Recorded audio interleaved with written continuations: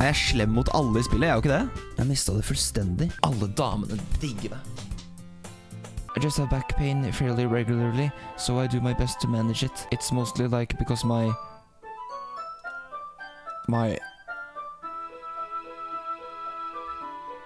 I feel her hot breath on my fingers.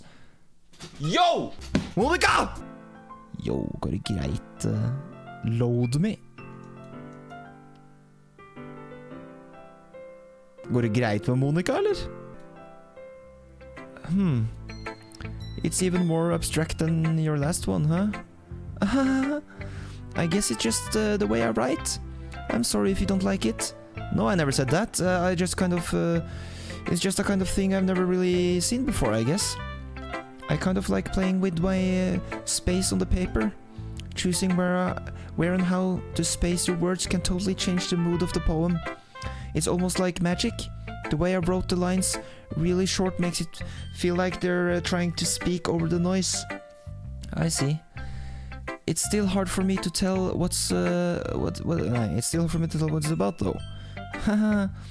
Sometimes asking what a poem is about isn't the right question. A poem can be as abstract as a physical expression of a feeling or a conversation with the reader. So putting it that way, not even poem is about something. Anyway, here's Monica's writing tip of the day. Sometimes you'll find yourself facing a difficult decision. When that happens, don't forget to save your game. You never know when you write... you might change. Var det litt fjerde veggen-bryting nå, eller hva faen skjedde? Or when something unexpected may happen. Wait, is this tip even about writing? What am I even talking about? That's my advice for today. Men hun brøyt nettopp den fjerde veggen. Thanks for it.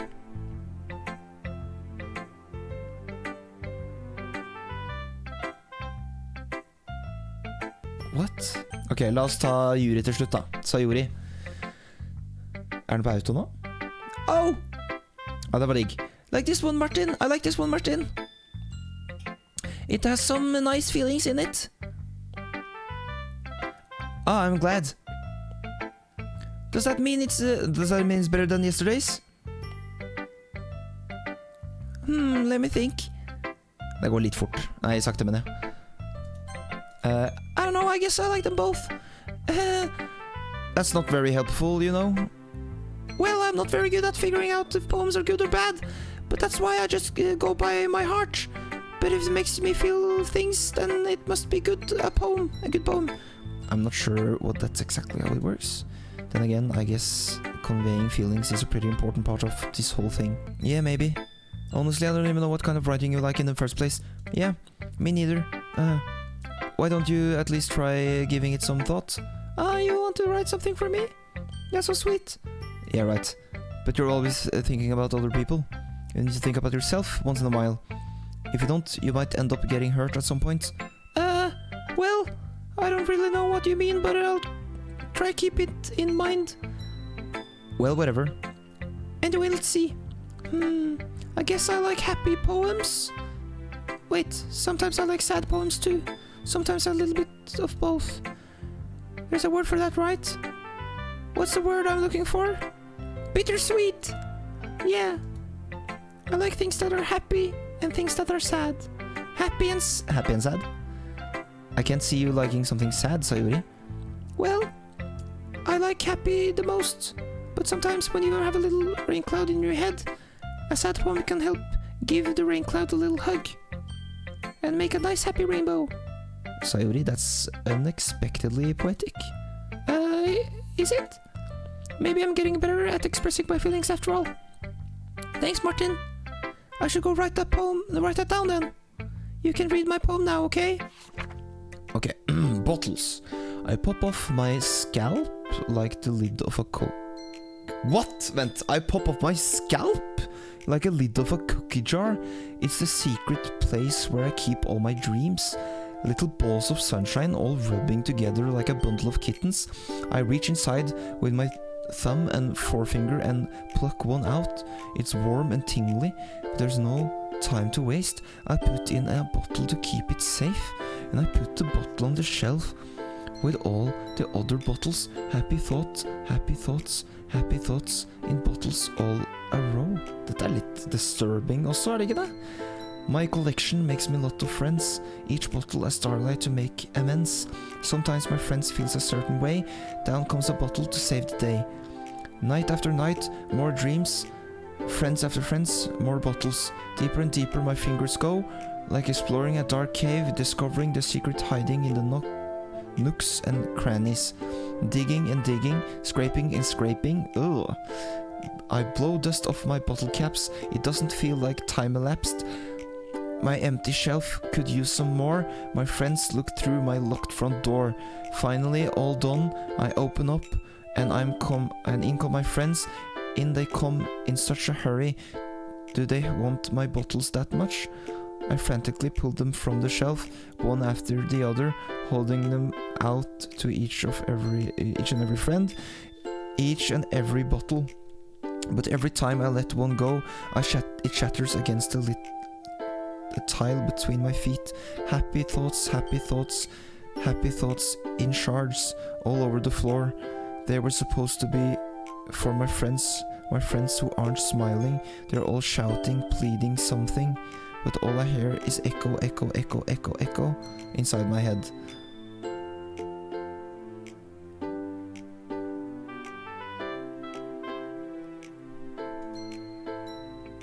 Holy crap. Sorry, did you really write this? Of course I did. Didn't I tell you yesterday I was gonna write the best poem ever? Yeah, but I mean, I didn't expect something like this coming from you. Monica taught me a whole lot. And I've been really in touch with my feelings recently. I see that. It's almost kind of creepy. Yes, takk. Creepy? Well, not exactly. Maybe because I'm so used to you being cheerful. Well, never mind. I'm thinking too hard about it. The point is, it came out good, so you should be proud of it. Oh, thanks. I feel like I was meant to express myself this way. It even helps me understand my own feelings a little bit better. Writing is like magic. You've gotten pretty passionate about this, huh? I hope you keep it up. Yay! Writing is the best. I'm gonna keep writing until I die. Haha, don't get ahead of yourself. Surya always had a habit of getting obsessed with something before dropping it no more than a week later. I wonder if this one is one of those times. But seeing the passion in her eyes makes it hard for me to be pessimistic. Ok. Hvorfor begynner de å skrive virkelige poems? Skuespillet har vært ganske skremmende. Hva mener du? Fra meg? Well, I can't admit that it's better than the last one. It's nice to see that you're putting in some effort. That's good. But I still don't like this at all. It's trying too hard to be serious. What do you mean by that? Poems don't need to be all deep sounding to express something. It's going to just sound like you're forcing it unless you really don't suck at it. Honestly, don't bother trying to write poems like this until you're on Yuri's level. Natsuki stops short all of a sudden. Don't tell me. Huh? You're not just trying to impress Yuri, are you? What are you talking about? And keep your voice down. You know Yuri would love this angsty. Just because she's talented writer doesn't mean I mean. Looks like I'm in trouble. I somehow struck a nerve. Though what I did is beyond me. I'm so done with you. Natsuki shoves the poem I handed her back over to me. Take your stupid poem. If you wrote it for someone else, just don't show it to me. Ouch. This is what I get for letting a younger girl step into my business. Unless I was a mind reader, I was destined to be in a world of pain from the start. At least Natsuki wasn't really the girl I was trying to impress in the first place. Nå smeller det. Nå kommer det. Jeg kommer ikke over stemmen til Natsuki. Er den ikke fin? Jeg mister stemmen litt, ja. Jeg må drikke litt vann underveis her. Ikke skriv! Nei, det skrekkspill. Slapp av, det kommer nå snart. Begynner å bli litt creepy nå, skjønner du. Let's see what you've written for today. Yuri stares at the poem with a surprised expression on her face. Do you like it? Martin, this one might even be better than yesterday's. How did you even pick up on this so quickly? Just yesterday I was telling you the kind of techniques worth practicing. Maybe that's why? You did a good job explaining. I really wanted to try giving it more imagery. Yuri visibly swallows. Even her hands appears sweaty. I'm not used to this. Used to what? I don't know. It's fine, take your time. Yuri breathes and collects her thoughts. I know that Yuri likes to think before she speaks, so I offered that patience to her. Yeah, just being appreciated like this, I guess. It's probably sound really stupid, but seeing someone motivated by my writing, it just makes me really happy. Are you saying you never shared your writing before? Yuri nods. Really? I don't believe it. I really only write for myself, and besides, people would just laugh at me. Do you really think that? Again, Yuri nods. Even your close friends? Yuri doesn't respond to that. I wonder why. Anyway, do you want to share the poem you wrote today? Yeah, I do. If it's with you. Yo, the raccoon, everybody, the raccoon.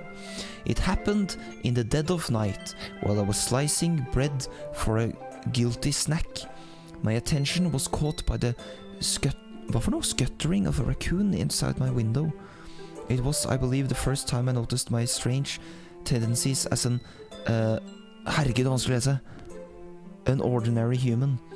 I gave the raccoon a piece of bread, my subconscious, well aware of the consequences, well aware that the raccoon that is fed will always come back for more. The enticing beauty of my cutting knife was the symptom.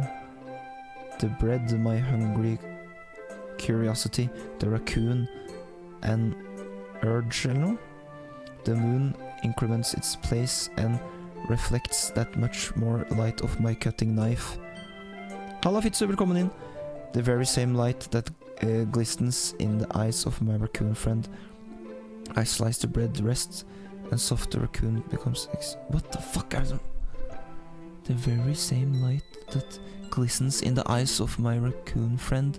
I slice the bread, fresh and soft. The raccoon becomes excited. Or perhaps I'm merely projecting my emotions into the slowly satisfied animal. The raccoon has taken a following me. You could say that we've gotten quite used to each other. The raccoon becomes hungry more and more frequently, so my bread is always handy. Every time I brandish my cutting knife, the raccoon shows me its excitement. A rush of blood, classic Pavlovian conditioning, yeah. I slice the bread and I feed myself again. What the fuck, var det likt som forrige gang? Jeg følte det var weird. Men det var litt weird, var det ikke det? Dette spillet er veldig bra, synes jeg. Ekstremt gøy å se Martin spille det, det er hyggelig da. I was a little more daring with this one than yesterday's. I can see that. It's a lot more metaphorical. I didn't know if it's my fault, but I can begin to imagine what this poem is about. That's right.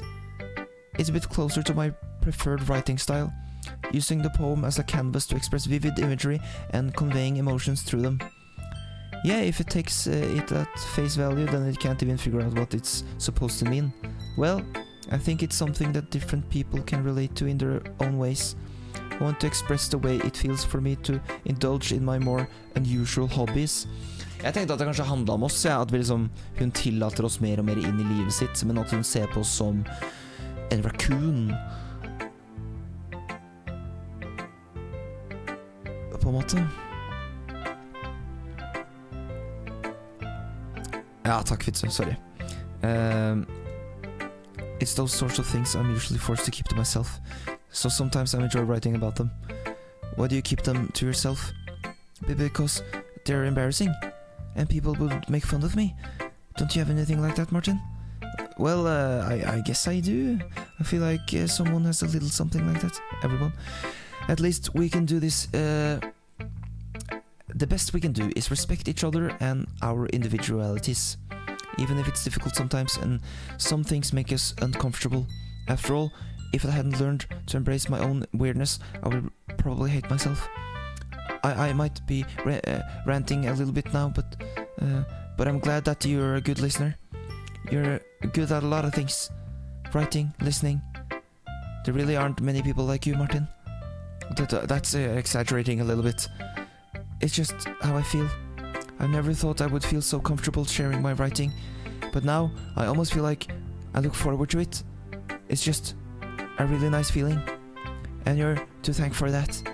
It's nothing really. Yuri smiles sincerely at me. For just a moment, her timidness seems to disappear. Okay, everyone, we're all done reading each other's poems, right? I have something extra planned today, so if everyone can come and sit at the front of the room. Is this about the festival? Well, sort of. Do we really have to do something for the festival? It's not like we can put together anything we can do for this. We'll just end up embarrassing ourselves instead of getting any new members. That's a concern of mine as well. I don't really do well with the last minute preparations. Don't worry so much. We're going to keep it simple, okay? We don't need much more than a few decorations. Sauri has been working on posters, and I've designed some pamphlets that we can give out during the event.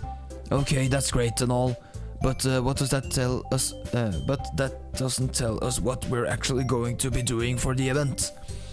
Ah, sorry, I thought you heard about it already. We're going to be performing. Performing? Monica?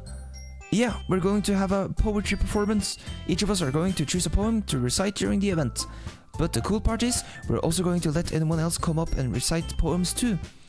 Sayuri's putting it on all the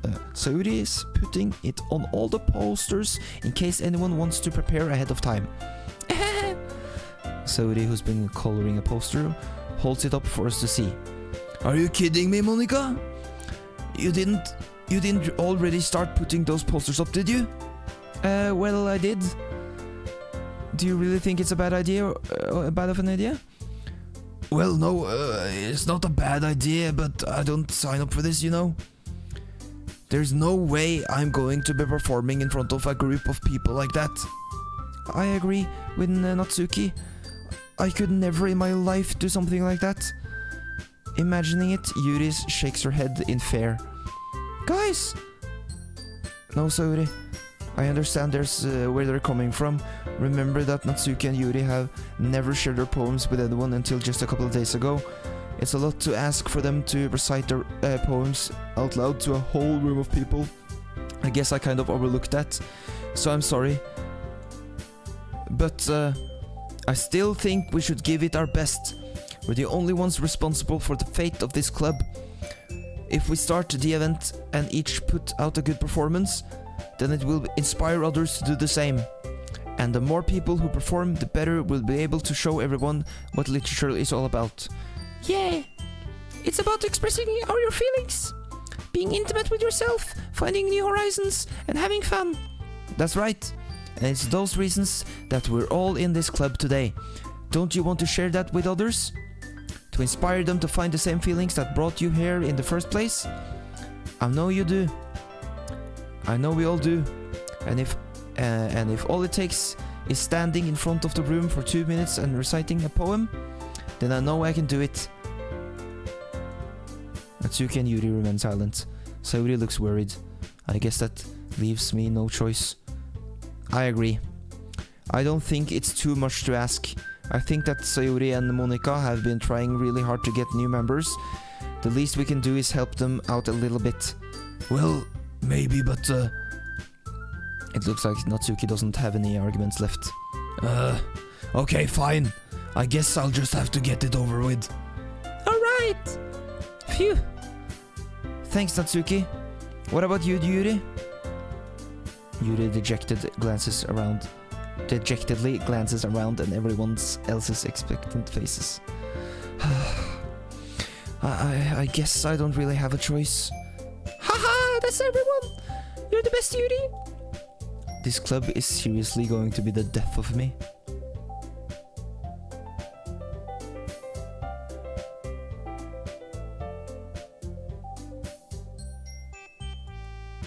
Oh gosh. You'll be fine, Yuri. But anyway, let's move into the main event. I want each of you to choose a poem of yours. We're going to practice reciting them in front of each other. No way! Monica, this is too sudden. Well, if you can't recite your poem in front of the club, how do you expect to do it in front of strangers? Oh no. Don't worry, I'll start off to help everyone feel a little bit more comfortable. Can I go next? Of course. Now let's see. Monica flips through her notebook and to the specific poem she has in mind for herself. She then stands behind the podium. The title of this poem is The Way They Fly. Monica begins reciting her poem. Her clear, confident voice fills the room. More than that, her inflection is pristine. She knows exactly how to apply emotion behind each line she recites, bringing the words to life. Is this something she's done before, or is she simply a natural? I glance around me. Everyone has their own eyes on Monica. Sayuri looks amazed. Yuri has an intense expression on her face that I don't understand. Finally, Monica finishes the rejection. Nei, unnskyld. The recitation? Monica... The four of us applaud. Monica takes a breath and smiles. That's so good, Monica! Thank you very much. I was just hoping to set a good example. Are you ready to go next, Sayuri? I'll go next. What? Yuri's fired up all of a sudden. Yuri clutches a sheet of paper between her hands and stands up. Keeping her head down, she walks quickly over to the podium. This poem is called... Yuri anxiously glances at each of us. You can do it, Yuri. You can do it, Yuri. It's called... After Image of a Crimson Eye. Yuri's voice shakes as she starts reading the poem. Just a moment ago, she practically refused to do this. Why is she suddenly putting in so much effort? As Yuri gets past the first couple of lines, her voice changes. It's almost like what happens when Yuri gets absorbed into her books. Her quivering words transform into the sharp syllables of a fierce and confident woman. The poem is full of twists and turns in its structure that she enunciates with perfect timing. This must be a rare glimpse into the whirling fire Yuri keeps concealed inside her head. Suddenly, she finishes. Everyone is stunned. Yuri snaps back into reality and glances around her, as if she bewildered even herself. It's up to me to save this situation. I'm the first to start applauding. Everyone joins me afterwards, and we give Yuri the recognition she deserves. It's not that she don't want to applaud for her, but we were caught so off guard that we must have forgotten. As we applaud, Yuri holds her poem to her chest and crushes back into her seat. Yuri, that was really good. Thank you for sharing. Looks like Yuri's down for the count. Okay, I guess I'm next then. Sayuri hops out of her chair and cheerfully walks to the podium. This one's called My Meadow. Sorry, I giggled. Sayuri? It's a lot harder than I thought. How did you guys do it so easily? Try not to think of it like you're reciting... helsike. Try not to think of it like you're reciting to other people. Imagine you're reciting it to yourself, like in front of a mirror or in your own head. It's your poem, so it'll come out the best that way. I see. Okay then. Sayuri begins her poem. Somehow, it feels like her soft voice has made as perfect match. Soft voice, er det du sier? The poem isn't aimlessly cheery like Sauri's. It's serene and bittersweet. If I were to read this on paper, I probably wouldn't think much of it, but hearing it come from Sayuri's voice almost gives it a whole new meaning. Maybe this is what Sayuri meant when she said she likes my poems. It's like I get to reach more deeply into someone I thought I knew through and through. Sayuri finishes and we applaud. I did it! Good job, Sayuri. Even Martin liked it. I guess that's a good sign. What does that even mean? It came out nicely, Sayuri. The atmosphere in the poem fits you really nicely, but it might be that other poems wouldn't work quite as well with that kind of delivery. I don't really understand. In other words, I've seen poems of yours where that sort of gentle delivery wouldn't work as well. They might need a little more force behind them, depending on what you're reading. Oh, I know what you mean. That's, well, I've been practicing that kind of thing. It's just embarrassing to do it in front of everyone. Hey. Then next time I'm going to make you pick a poem that challenges you a little more. We don't have much time before the festival, you know. Okay. Now, who's next? Natsuki? Don't make me go before Martin. It's not like I can compare to you guys anyway. Might as well let Martin lower everyone's standards a little before I have to do it. Natsuki? It's fine. I might as well get it over with. But it's not like I have much of a selection of what to read. I just have to go with what I wrote for today. I stand up and step in front of the podium. Everyone has their eyes on me, making me feel terribly awkward. Jeg har ikke pustet på 5 min, og det litt med seg. Everyone has their eyes on me, making me feel terribly awkward. I recite my poem. Since I'm not exactly confident in my own writing, it's hard to put energy into it. Despite that, once I finished, I receive applause anyway. Sorry, I'm not really as good as everyone else. Don't worry about it so much. I think it's less about your abilities and more about you lack of confidence in your writing. That's something that'll improve over time though. Yeah, maybe. Alright then. That just leaves you, Natsuki. Yeah. I'm going. Natsuki begrudgingly gets out of her seat and makes her way to the podium. The poem is called... why are you all looking at me? Because you're presenting. Anyway, the poem is called Jump. Natsuki takes a breath. Once she starts reciting the poem, her sour attitude disappears a little. While she's still a little unenthusiastic,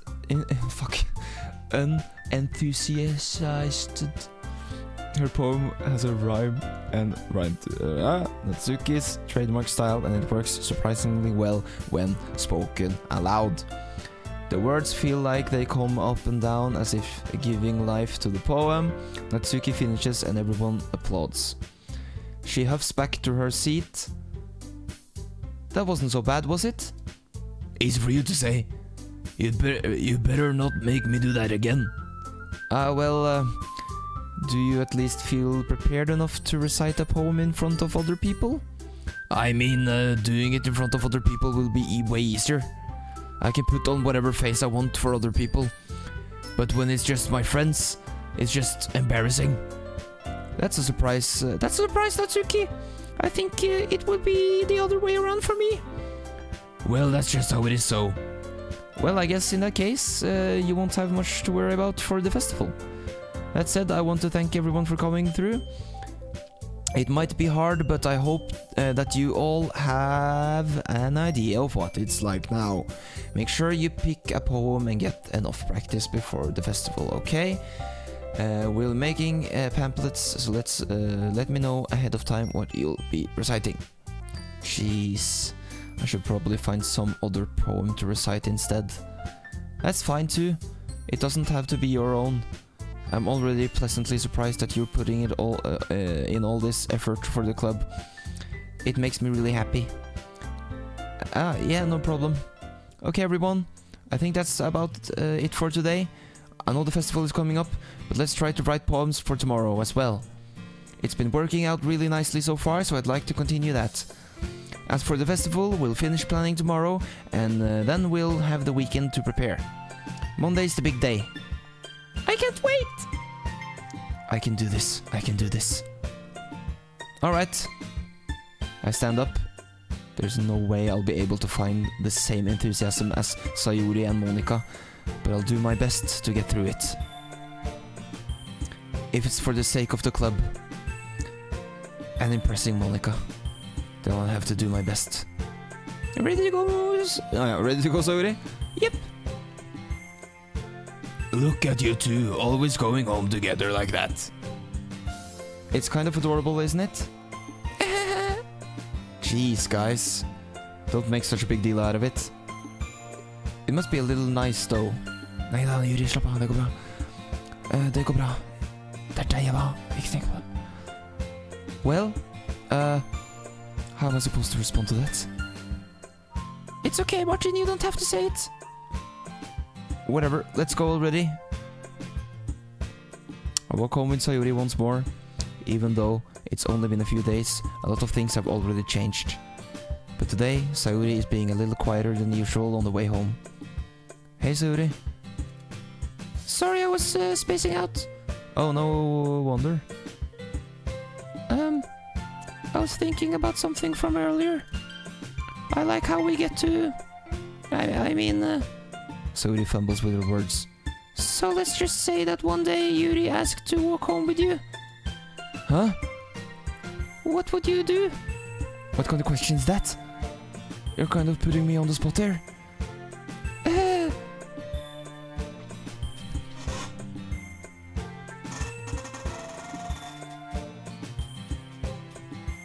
Ok, men guys, chat. Vi må være ærlige. I would walk home with Yuri. I would do it.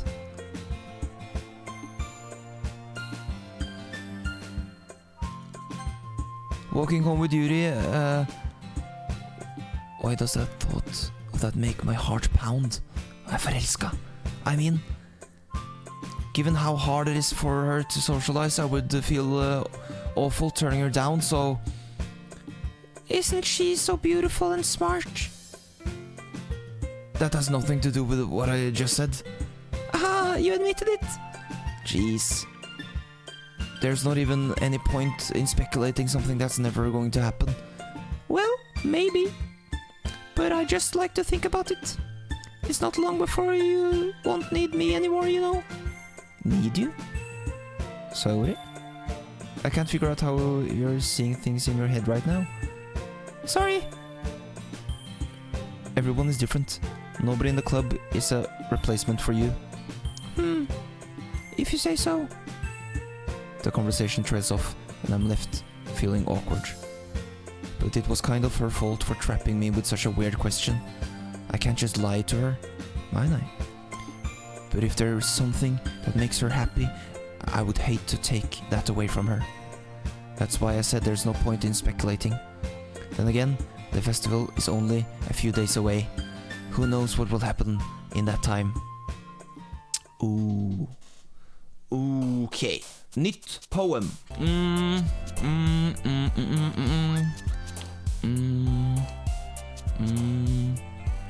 Dream. Philosophy. Misfortune. Nei, faen. Missouri. Nei, hæ? Hæ?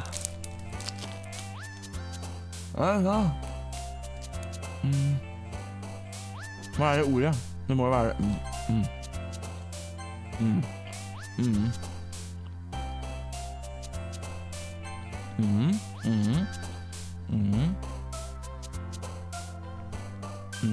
Nei, faen.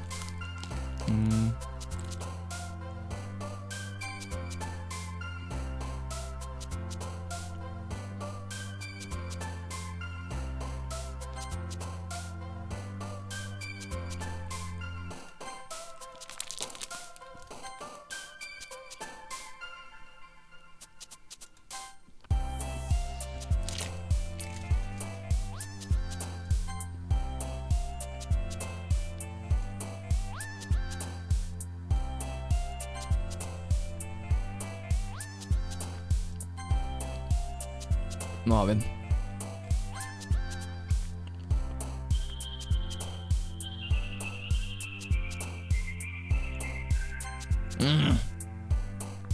Shit, nesten da.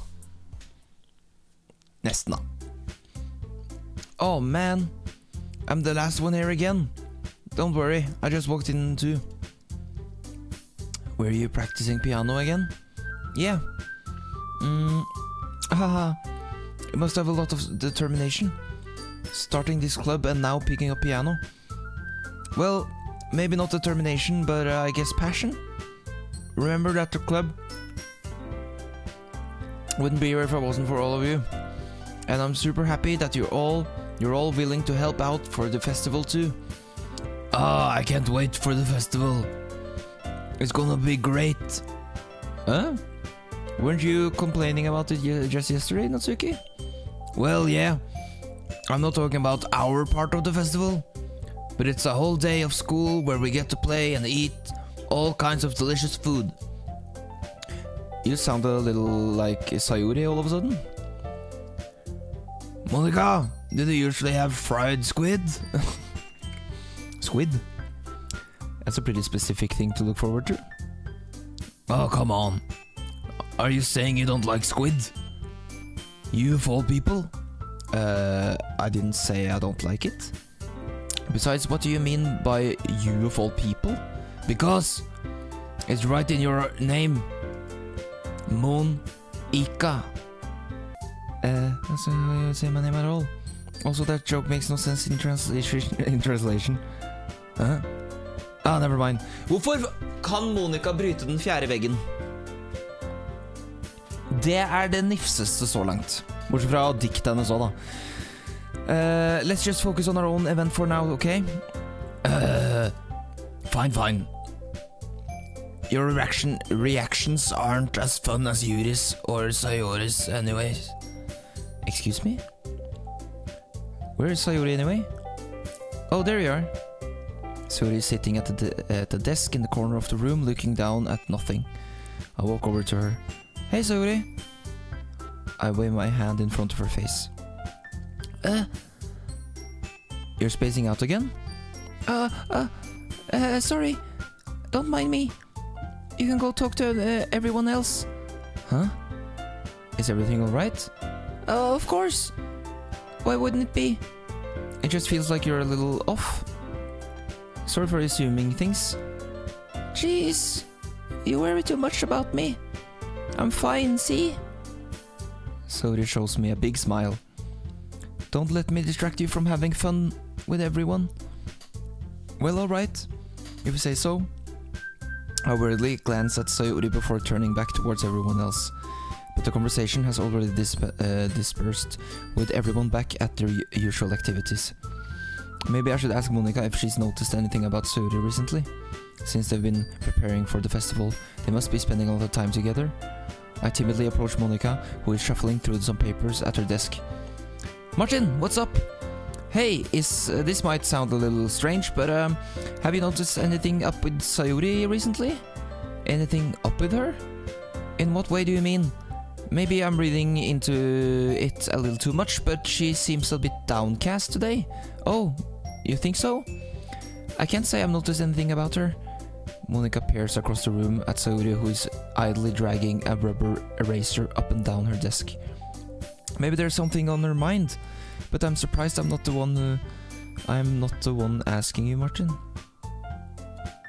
You certainly know her a lot better than I do.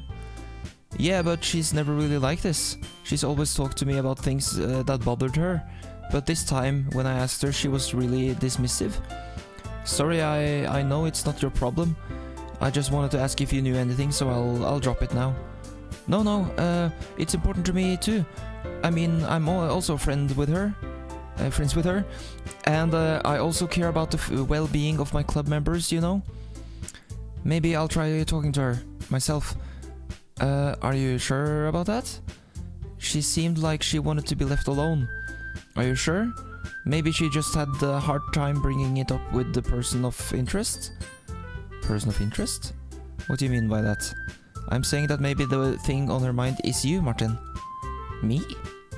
How on earth would you come to that conclusion?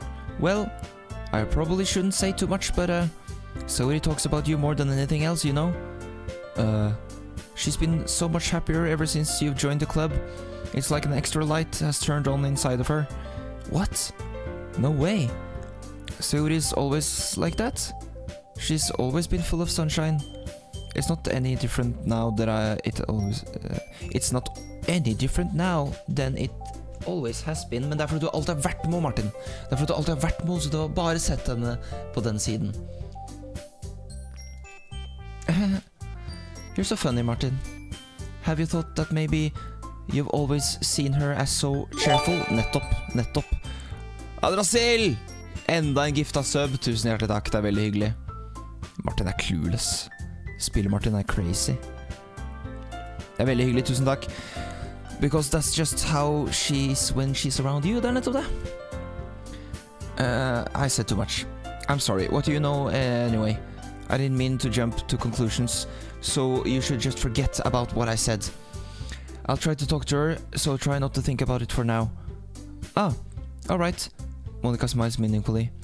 I know she said forget about it, but I already know that I won't be able to get her words out of my head.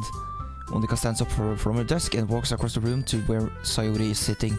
I watch her kneel down next to Sayuri and gently talk to her, but she's keeping her voice so quiet that I can't hear her from here. I sigh and sit myself down. I know Sayuri told me not to worry about her and to have fun with everyone else, but that's impossible to do when she's behaving like this. Exactly how much do I care about? Now it feels like the one behaving out of the ordinary. But there's nothing I can do besides wait for Monica. Why does it feel like I'm being watched? I glance around the room. Suddenly I notice Yuri peering at me from over a book, but she looks away just as quickly with a flustered look on her face. I realize that she won't get anywhere like this. I've never really seen Yuri approach anyone or start a conversation on her own accord, so I have no choice but to approach her myself. But now it's a little easier for me to do that. I stand up from my desk and sit in one next to her own. I didn't mean to bother you or anything. Relax, you didn't even do anything. But I could tell you wanted to be alone with your thoughts. Alone with my thoughts? How were you even able to tell what I was thinking like that? Well, it's something that I do a lot. So it wasn't hard for me to spot based on your posture and expression. No, not that I was staring or anything. I didn't do anything creepy like that. In any case, I guess you were right. I'm sorry if I caused you any concern. Don't apologize. Your troubles are only the concern of those who willingly share in that concern. Of course, there are certainly those who find the most comfort in keeping it to themselves. But if you would prefer to share what's on your mind, then I would be glad to listen. It's really not that big of a deal. I was just feeling a bit uneasy about Sayuri. Sayuri?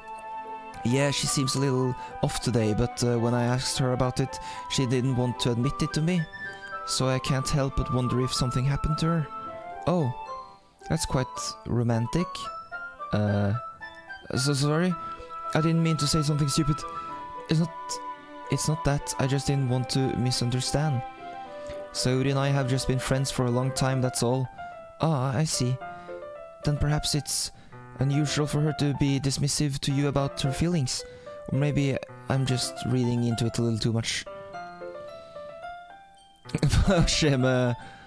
Det er Yuri-time, og så kommer de der. Nei, slapp av nå. Oi. Martin? The world is full of meaning, often hidden deep beneath plain sight. And there are many untold mysteries behind every person, no matter how well you may know them. Ah, so you think that there might be something behind it after all? I think that Sayuri is a very complex person. Her mannerisms on the outside don't always match what may be going on inside her head. And she may not always know what she wants. I notice her strange behavior today too, and I also feel some concern for her. But in your case, it looked like she was fully occupying your thoughts, wasn't she? Well, I guess that was the case. Sayuri, she really means a lot to you, doesn't she? I guess. But you don't need to put it that way. We're just good friends, that's all. Yuri suddenly looks deeply into my eyes. Her expression is gentle and curious, as if she was searching for something. Embarrassed, I avert my gaze. Sometimes, a person's mysteries are untold even to themselves, and you, as someone honest and caring, may uncover feelings you weren't aware in you. That is, I think that she would be a very fortunate person to have you feel that way about her. Yuri, chill! You're giving me too much credit. I'm a pretty simple guy, so I think I'm pretty good at understanding my own feelings. I'm not nearly as sophisticated as you. That's not a compliment, is it? It is what it is. Anyways, as long as we're here, why don't we do some reading? Well, as long as you're okay with it. Yeah. I should be taking my mind off this whole thing anyway. Ja. Okay, everyone. Fuck. Jeg trodde jeg skulle ha intimlesing. Igjen. After some time passes, Monica calls out to the club room. Why don't we share our poems now? Before I know it, everything is back to normal. Everyone gets to retrieve their poems, and I do the same.